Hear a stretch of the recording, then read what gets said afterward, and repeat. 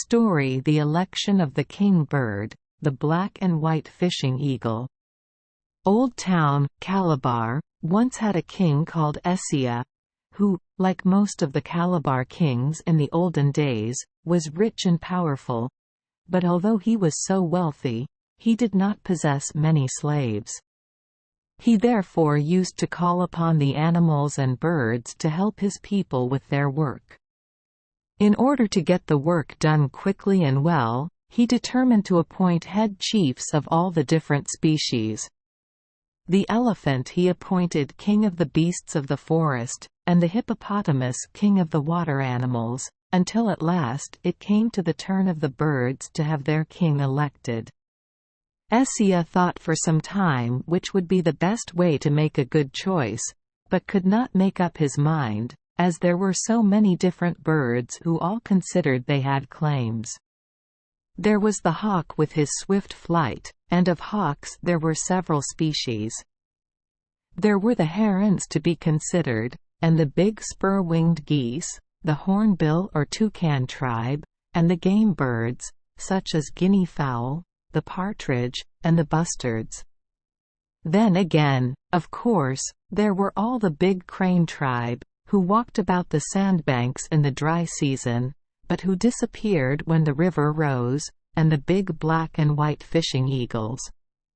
When the king thought of the plover tribe, the sea birds, including the pelicans, the doves, and the numerous shy birds who live in the forest, all of whom sent in claims, he got so confused that he decided to have a trial by ordeal of combat, and sent word round the whole country for all the birds to meet the next day and fight it out between themselves, and that the winner should be known as the king bird ever afterwards. The following morning many thousands of birds came, and there was much screeching and flapping of wings. The hawk tribe soon drove all the small birds away, and harassed the big waders so much that they very shortly disappeared, followed by the geese, who made much noise, and winged away in a straight line, as if they were playing, "Follow my leader." The big forest birds who liked to lead a secluded life very soon got tired of all the noise and bustle, and after a few croaks and other weird noises went home. The game birds had no chance and hid in the bush, so that very soon the only birds left were the hawks and the big black and white fishing eagle, who was perched on a tree calmly watching everything. The scavenger hawks were too gorged and lazy to take much interest in the proceedings, and were quietly ignored by the fighting tribe, who were very busy circling and swooping on one another, with much whistling going on. Higher and higher they went, until they disappeared out of sight. Then a few would return to earth, some of them badly torn and with many feathers missing.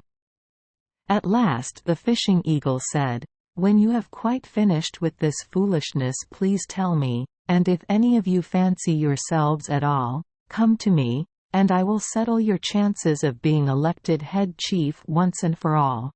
But when they saw his terrible beak and cruel claws, knowing his great strength and ferocity, they stopped fighting between themselves, and acknowledged the fishing eagle to be their master.